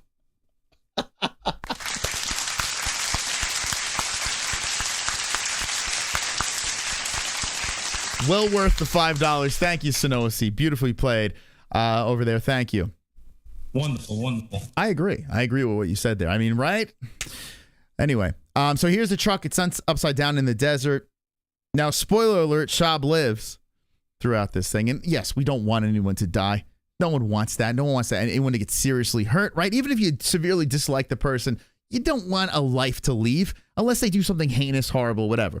But when I watched the video, I did have these intrusive thoughts in my head, and I was like, oh, man, he didn't die? Oh, that's a bummer. Like, and I don't want the guy to die, but I would be lying if I said it didn't, cross my mind. He lives. He's fine. Everything's okay. Thank God for his family, right? Because he's got beautiful kids and a wife that he cheats on. You can see in the video that Schaub posted to his social media pages. His airbags exploded as he was thrown around inside the cab. All right, there's the truck again. The trug. I wonder if this is one of the trugs that he's walked the baddies to. Is this one of them? Thankfully, he was able to make it out of the car relatively unscathed. Though he did reveal he suffered a concussion in the wreck. So we all know that Brendan Schaub has CTE. We all know that. I mean, it's clear as day. Anytime he opens his mouth, you're like, okay, he has brain damage. I mean, it's there. He's not that dumb. He just has brain damage. He has CTE. I mean, this guy was fighting the baddest men on the planet, repetitive shots to the head. Joe Rogan says, please stop fighting for this reason. So what does CTE boy do? He goes in trucks and starts doing donuts and gets another concussion. The dumbest human being in the world.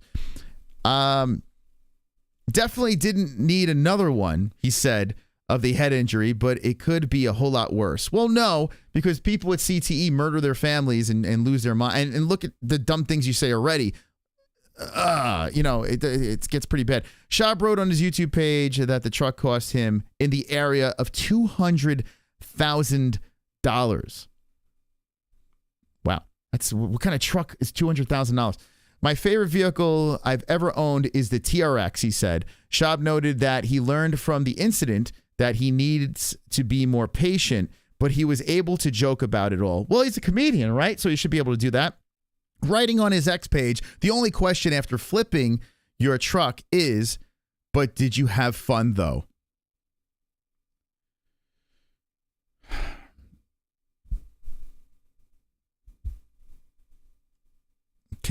All right.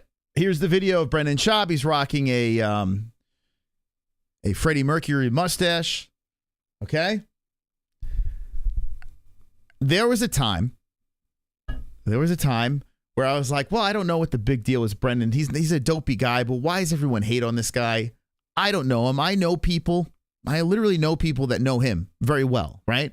Have either worked with him or, whatever. I've also had a guy on a show who's worked with him and, can't stand him. So I've heard both sides of the story of the Brendan Schaub situation. He's a great guy. He's a giving guy. He's a awesome person. And then I know the other side that he's a complete piece of shit, right?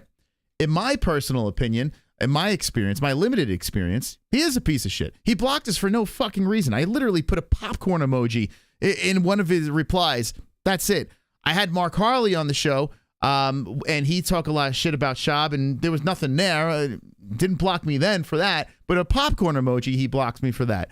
And then his situation with Sam Alvey, his big shot, response, bypassing me, going to Sam Alvey, and then talking like shit to Sam Alvey, kind of talking down to Sam. It's just like, you're not that big of a superstar, bro. Chill.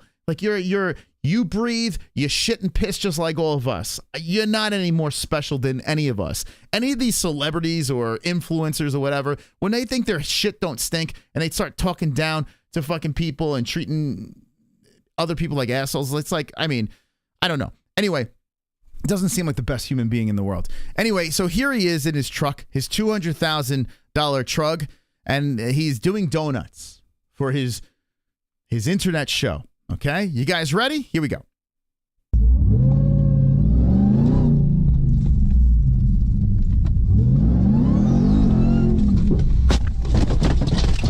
Starting emergency call to the SOS service provided by the manufacturer.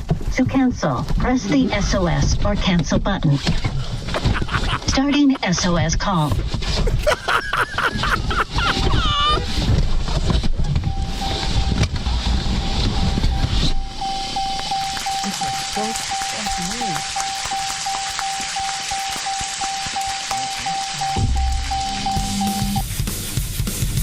Activate the carnage. Lick the carnage. Embrace the carnage. Go on a date with carnage. Vote for carnage. Make babies with carnage. Play jokes on carnage. Masturbate with carnage. Ejaculate the carnage. Propose to the carnage. Enjoy pancakes with the carnage. Celebrate the carnage. Okay. So let's dissect this thing over here. Actually, it's still going. What? It looks like you've been in a crash. iPhone will trigger emergency SOS. Dude, what kind of cars? SOS call not successful.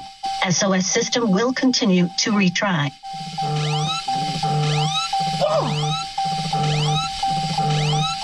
Who has a car like this? Okay. All right, so let's break this thing down. Okay? Here's Schaub with his mustache. Okay? He's driving around, and he's looking around. He's like, okay, it's about time to make the big move. We're going to do a donut. Okay. Now, in an SUV, I guess a $200,000 SUV, I guess is supposed to be handling shit like this, but regardless, it's pretty dumb to be doing donuts in a truck like this on sand, right? I don't know. There's really not much to grip. It's kicking up sand all over the fucking place. It's got, the way it's shaped, this truck, right? Let's look at this thing upside down. It's got, it's pretty high up, It's pretty high up, this fucking truck. So it's not like a car, lower center of gravity. It's kind of high. The minute this thing gets off balance, it's going to flip, right? They're saying traction control was on. If that is the case, how fucking stupid are you? So, it just seems like everything that's happening now, if he's doing this for his YouTube channel, I would imagine there are people there for safety reasons. No, there's got to be people knowing what's going on. Or is it just a bunch of kids recording this? What's happening here? So he turns the wheel. There it goes. Now you can see the truck started to lose, and he licks his lips. The first thing he thinks is, let's lick my lips, Because in any situation, when a truck starts to flip, the lips need to be licked. You need to have as moist lips as possible, when you're flipping a car. Or truck, I should say. Truck. Here we go. Goes. There it goes. All right. Activate the lip lick. All right. The airbag goes off. Knocks the hat off. There's the concussion. Okay. Yeah, let's watch this again. Fatoom. There he goes. Fucking sunglasses. Get wobbled around. The sunglasses stayed on pretty good. He goes rolling around. There's debris all over the place. Now, here is, hold on a second. Let me zoom out real quick. Dude, what a stupid fuck. Oh my God, this is the biggest dummy in the world, man. Like, seriously. This guy's got kids. This guy's raising children. Okay, look at this guy. Here he goes. Tink. Right? There we go. And it starts flipping around. There he goes. This shit's like out of a movie. Now, his seatbelt's clearly on, right? I mean, if it wasn't, and here, kids, if you learn anything from this, wear your fucking seatbelt. No matter what, wear your fucking seatbelt. If you don't wear your seatbelt, I mean, you're an idiot. But still, especially if you're doing donuts, wear a seatbelt. So the seatbelt held him in place. I mean, if it didn't, he'd probably be dead. Let's be honest. Airbag cracks him. Well, actually, is the seatbelt on? Wait, hold on a second. Wait a second. No fucking way. Oh, yeah, it is on. Okay. Shit, man. I was like, what the fuck? How did he stay in place? Okay, seatbelt was on. All right, good. I was going to look like an idiot there. So here he goes. He does the flip. Woo! Yeah, that looks like fun, right? Yeah, let's go. Car flipping around.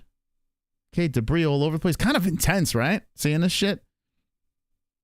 Airbags are out. Cameras are fucking rolling around.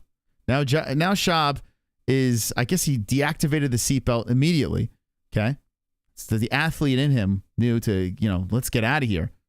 Because we don't want to stay in this thing. It might explode like in the movies, right? So he's on the roof now. Okay? There's a Schaub looking around. He's got his mullet going. Okay? And he's like, I gotta get the fuck out of here. So he's looking around. He gets the door open. And away he goes. We got his Nikes, his Jordans over there. Slides out of the car. And there he goes. Now let's listen to the sounds of this beauty, okay? Let's dissect that. Yeah, glasses stayed on. But they glue him to his head.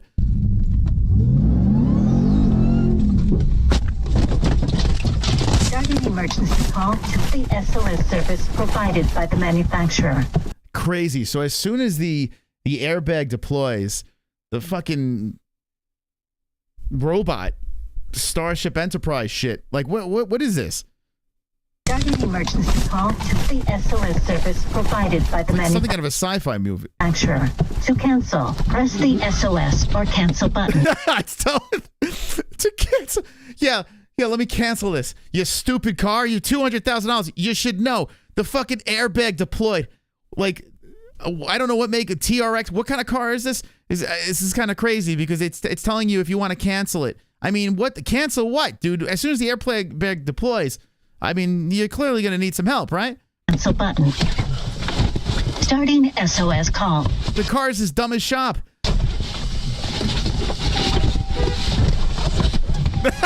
There's something so satisfying watching him terrified crawling out of this truck. I don't know what it is. There's something I don't know. Does anyone's in the chat if you feel the same sensation? And it's a very devilish thing to be going through my mind, and I feel horrible. No, I don't. But I shouldn't be thinking this. Starting SOS call. Hits his head off the steering wheel on the way out. Look. I gotta get out of here.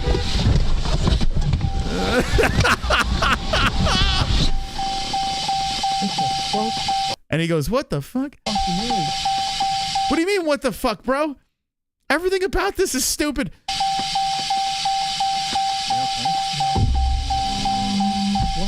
What? It looks like you've been in a crash. It looks like you've been in a crash. Dude, the car is funnier than Schaub. The car should be doing stand-up. It's pretty bad when the car is a better stand-up comedian. It tells jokes better than the actual comedian. Looks like you've been in a crash. Looks like you've been... Dummy, looks like you've been in a crash. What? It looks like you've been in a crash. iPhone will trigger emergency SOS if you... SOS call not successful. Then it says SOS call not successful. Everything is falling apart. Could be dead in there. and the car can't fucking can't get some help. SOS system will continue to retry. Keep retrying. Well, maybe because they're in the desert, you know? Who knows? You would think a $200,000 car, you would have the connectivity to no matter where you are in this world, that SOS can get to the appropriate people, right?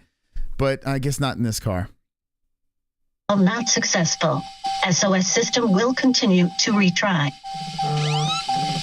Now we got the alarms going off. I'm like, oh my God. I don't know, he turned into Mickey Mouse for a second there. What was that? What is that noise? Was that him or the robot? Press the... What's the noise?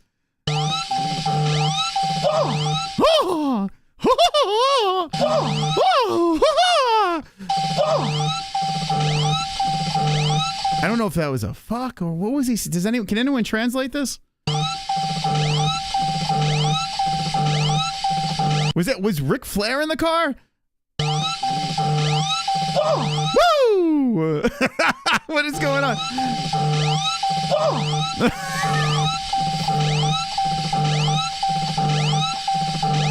I mean, wow. Wow. Very nice job by Brendan. So he's fine. Everything's fine with Brendan Schaub. The car, not so much, but the $200,000 car destroyed. But Brendan Schaub seems to be fine, other than a little extra CTE that he got from this situation here. So, thank God he's okay. I know we're horsing around. We could joke about this because he's fine.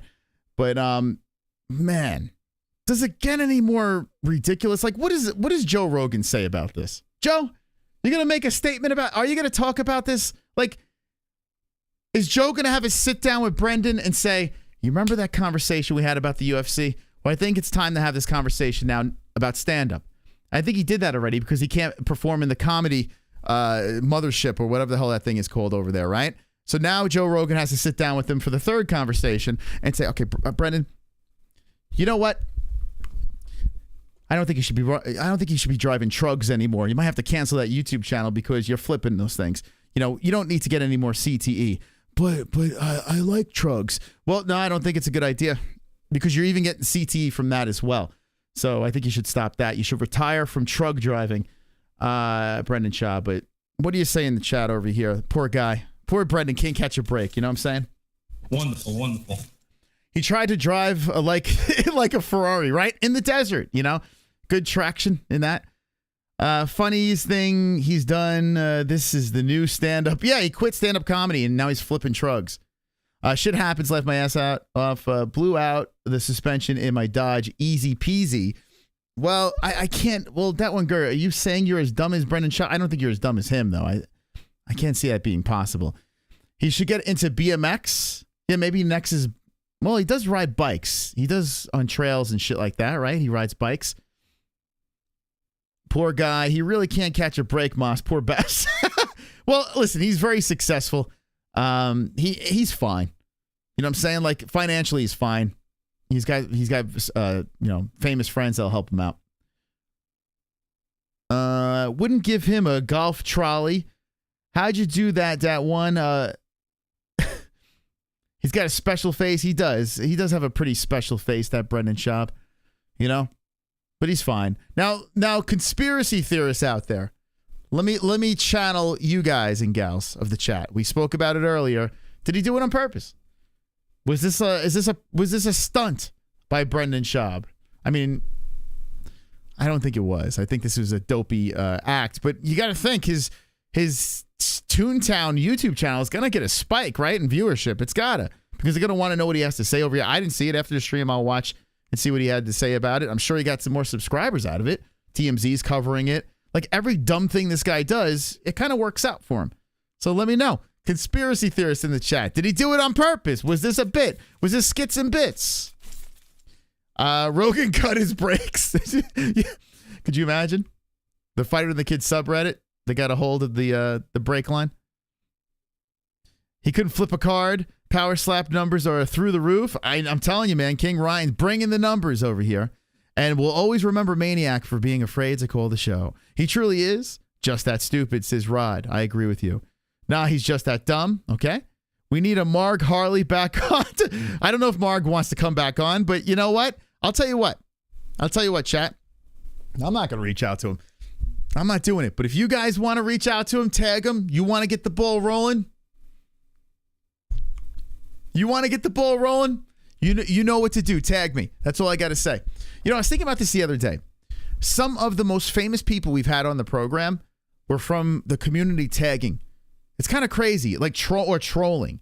Like I was thinking about this, this is a guy, Will Harris, who's been on Rogan multiple times. He is good friends with Khabib and has done all the documentaries for him and some of the biggest names in the UFC.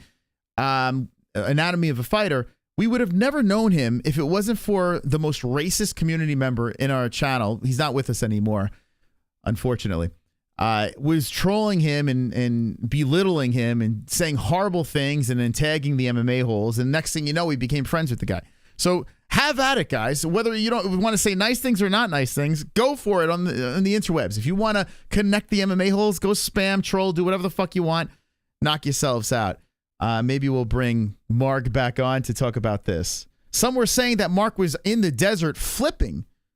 He might have been flipping the trug.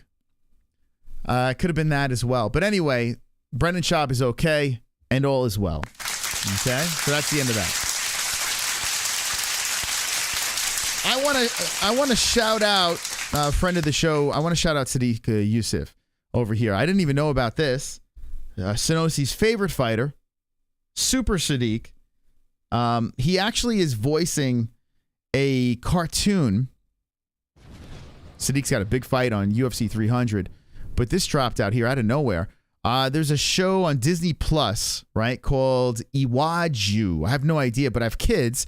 So I tell you what, if it's a cartoon, I'll check it out because I got freaking kids that need to watch these cartoons. He's one of the voices of this cartoon. So shout out to Sadiq, man. Good on you, man. Well played over here. You got yourself a voice spot on the show. And here's, let me put this over here. Sadiq. This is his mother reacting to it. It's got to be a pretty wholesome moment over here with Sadiq and his mom reacting to this. Really cool. Wait, hold on. This is not it. Where's the clip? Oh, here it is. We don't get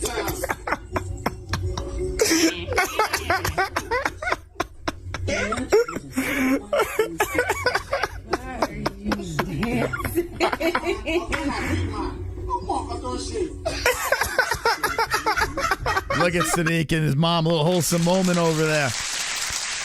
That's pretty awesome, man.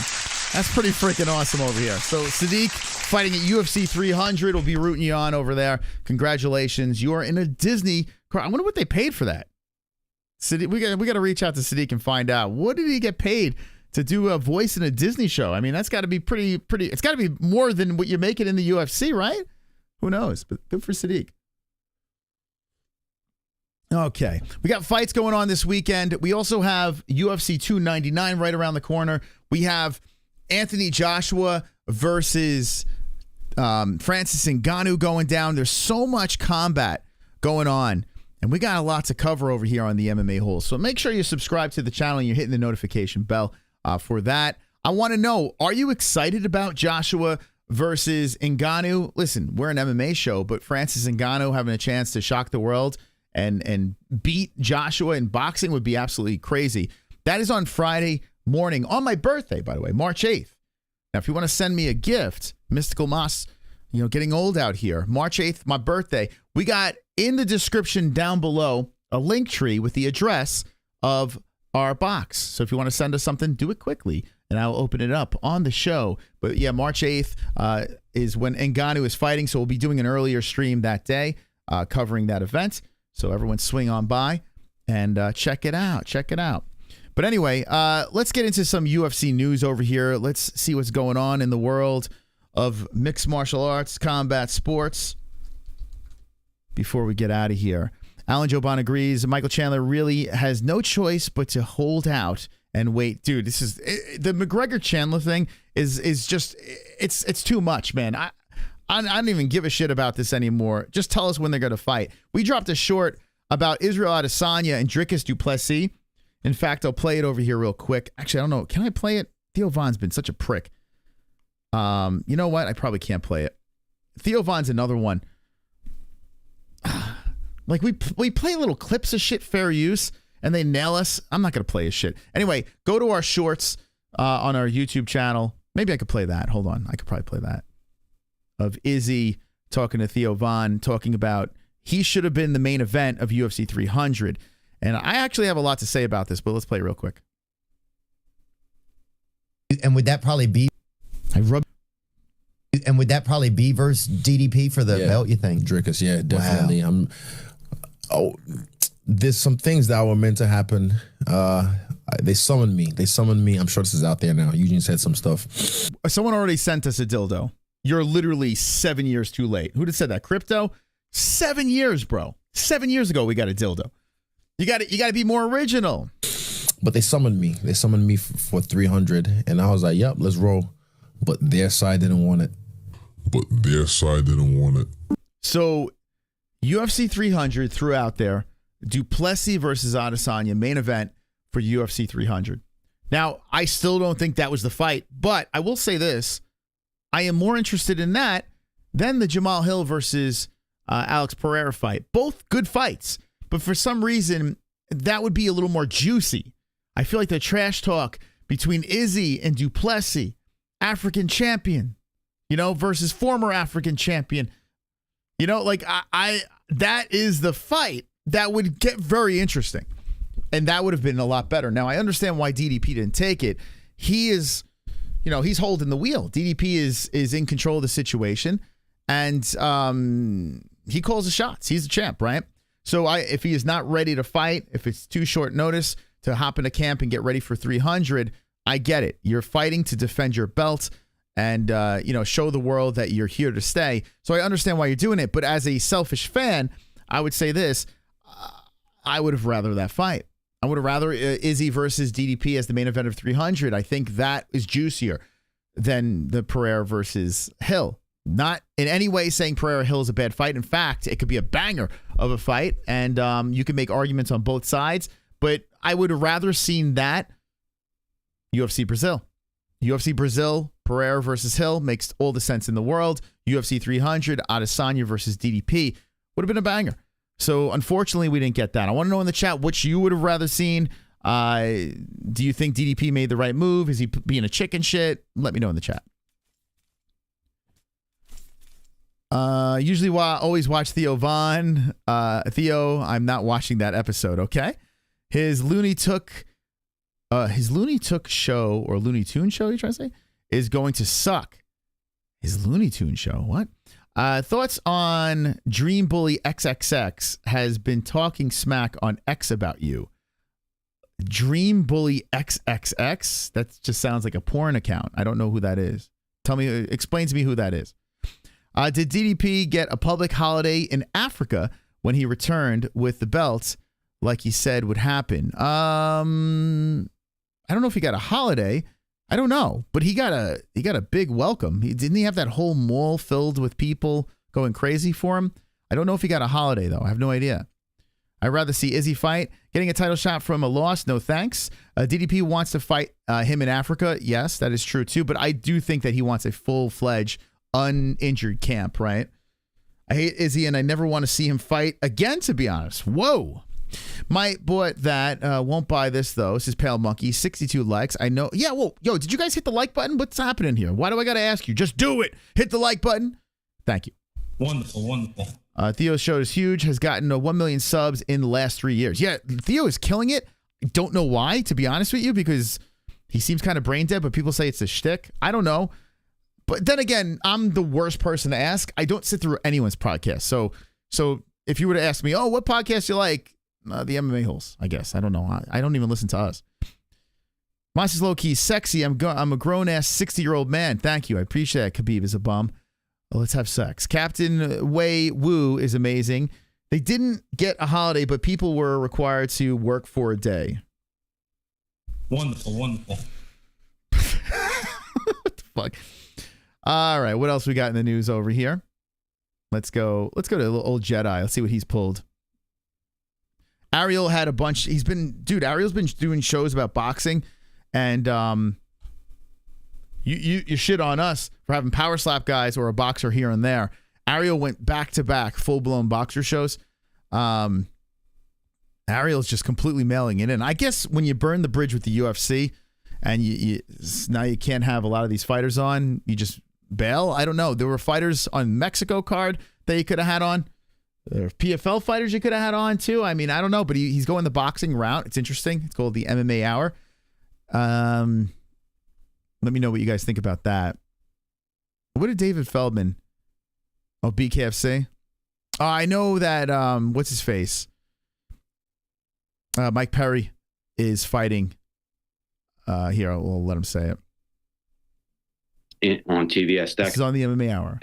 On a delay a day later, and we did 1.2 million viewers. So it was unbelievable. Wait, what did he say? We did our February 2nd event on TVS Deca on a delay a day later, and we did 1.2 million viewers. So it.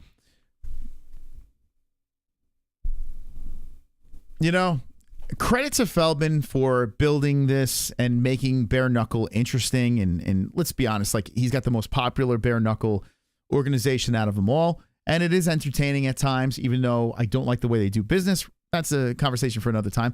But regardless, you got Ben Rothwell over there. He's got a fight coming up on Knuckle Mania. So shout out to Ben. I like him a lot. I like Christine Ferre as well.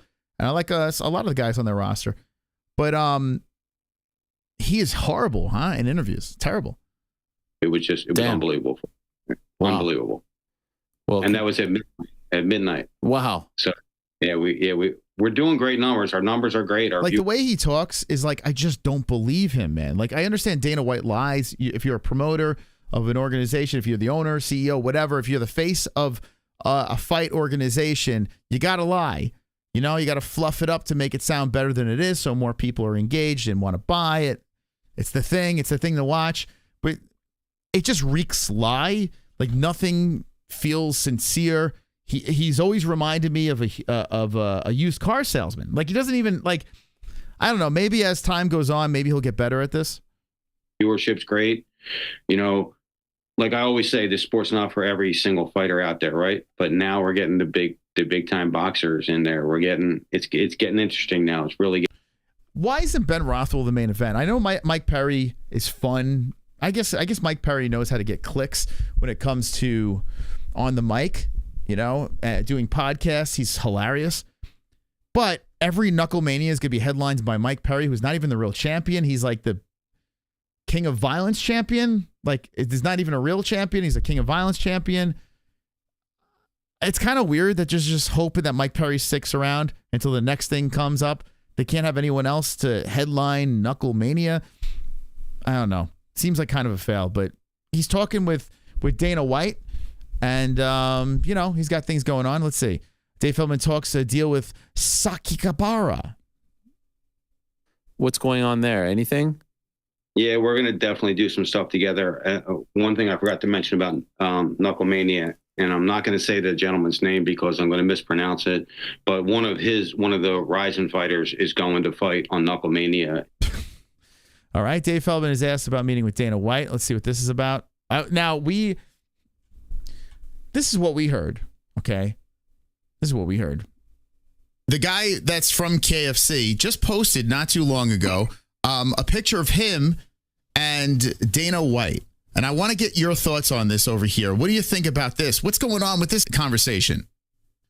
Well, here's the thing. I think that he's a fan, because Triller owns the majority of BKFC. There's no skin in the game for Dana. Why would Dana want to jump in that, full house? So Dave Feldman doesn't own anything. He's just a spokesman. They allowed him to stay president, throughout the deal. Triller owns the majority. So that picture with him and Dana White, that's just photo ops. He said, can I get a picture with you? He probably didn't tell him who he was until after.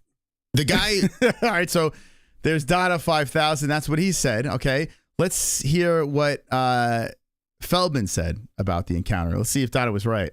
I do want to go back to that Dana White meeting. What was the purpose of the meeting? If not, was it just like a friendly get together, or was there business? No, it was a middleman, if you will. Wanted to kind of set the meeting up, and he did, and we just sat down and talked for a little bit, and a lot of things were talked about, and a lot of what he's doing, and he always looks like he's gonna cry, right? He looks like he's just on the verge of tears. It was just good to meet him and talk to him, and first time. Oh, you know what? It sounds like Dada was right. Well, I met him actually back in 2012 that he didn't remember, and I reminded him of that meeting. I was at a show in Atlantic City, and a UFC show, and I just did a bare knuckle show. My first one I ever did on Indian. Dada was right. Dada literally was right. In reservation in about 6 months prior, and I went to a UFC event at the Rebel in Atlantic City, and I was like, you know what? I'm going to talk to this guy about this. So I jumped over the guardrail. I jumped over the other guardrail, and the security's like, yo, what are you doing? I said, no, I work here. And then I was like, yo, my man. So I tapped him on the shoulder. I'm like, yo, I'd like to talk to you about that bare knuckle. Did you hear about it? He goes, yeah, I heard about it. He goes, you never get that done. It'll never work. Forget it. And I was like, isn't that what they said to you, man? And I remember saying, I'm like, see at the top. And I turned around and I'm like, I can't believe I just said that to him. But I told him that story, and he was like, look, man, sometimes it's things like that need, for guys like us to keep moving. He said, congratulations for where you're at. He said, it's amazing of what you guys have done so far. And it was a good conversation. Look, that's great. And we left that right now, and we'll see what happens. All right, we're done. Dave Feldman says, no truth to the rumors that TKO is going to buy BKFC. Okay, yeah, we know that already. Dave Feldman, 2 or 3. All right. Wow, so that was the Dave Feldman show. Mike Perry versus Thiago Alves, and Ben Rothwell versus Todd Duffy, co-main event. Listen, I'm all for Ben Rothwell. In fact, we got to get Ben back on the show. He's the fucking best. Actually, yeah, I got to reach out to Ben. I'm gonna get Ben Rothwell back on the show. I'm gonna bite the bullet on that. I don't know if we're gonna react to Knucklemania. Was it April 27th? I think I'm busy, but let me see. April 27th. I think I'm busy. I think I got to return videotapes that day. That's a Saturday, so it's probably going up against something. We shall see. Alrighty. What else we got here? Don't care. Don't care. It's all Ariel shit.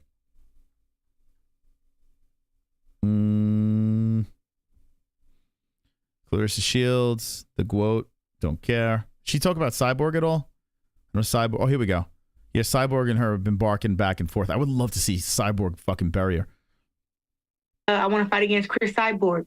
I don't know how these girls all of a sudden start beefing with me out of nowhere. But it's like the beef with Chris Cyborg is probably like the most shocking and surprising than any other beef that I have. Why? It's because a guy. All right, I'm bored. All right, what else we got? George. Oh, God, he's looking more and more homeless. What's going on? This guy's got a lot of fucking money now, right? Did he blow it all? What happened to Masvidal, man? He was actually a pretty handsome guy. When I met Masvidal right before Damian Maia fight, when he came on the MMA-Holes, he's showing off the watch that he bought. He said he spent his purse money because he knows he's going to beat Damian Maia. That didn't happen. But he was clean shaven. Completely different guy. What happened to this dude, man? He's looking like, what was that? The Great Lebowski? The fuck is going on with this dude? Thank you, KC. KC, did he just gift? KC! Thank you for the gifted membership.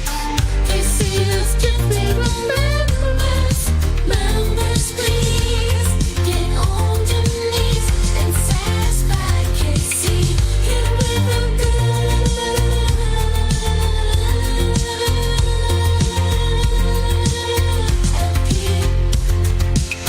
Members, please get on your knees and satisfy KC.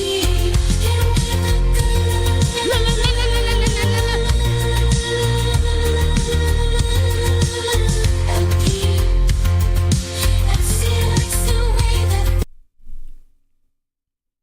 I told the UFC, let me do these boxing matches. I'll come back and do another UFC fight down the line. There's a lot of guys that I take out maybe some. I was actually wondering, because he's still under contract with the UFC, right?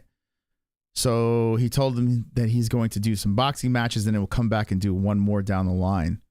I'm good, man. I'm good. Dude, he was like a shell. Like, I am good. I'm good, bro. By the way, was there any talk of you fighting on 300? I know you were free, but there were some people who were like, oh, this could use a Jorge. This could use a Nate. Did they ever kick the can with you on that?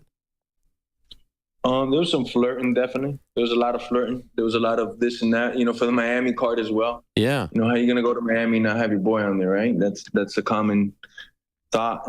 Okay. Thank you. That's George. All right. So it looked like he had a shit show today. Let's see.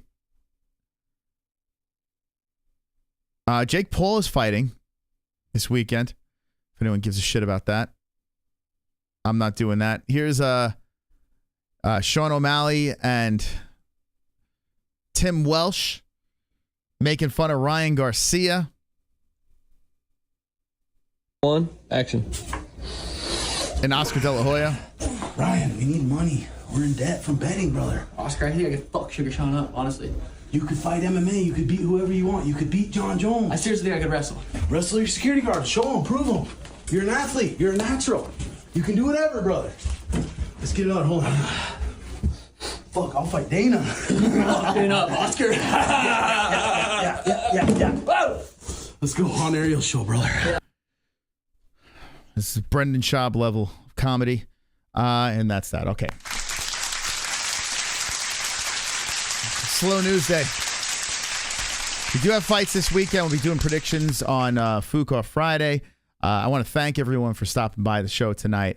I want to thank King Ryan. It was a pleasure talking to King Ryan. Massive victory, a power slap king, the #1 heavyweight, a moderator of the show, one of the greats, and will be a champion of power slap. He's going to bring that belt back to Ohio. He's going to bring the belt over to the MMA-Holes, and we're going to be celebrating together in the near future.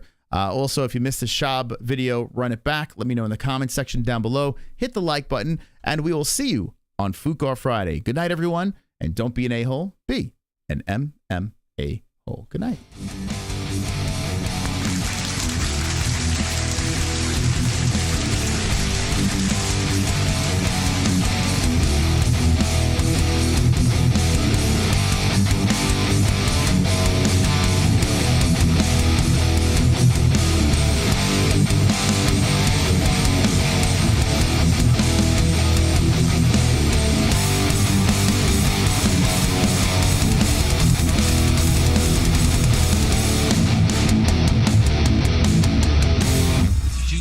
Fruit. A black man can't drink? Get out! Get out!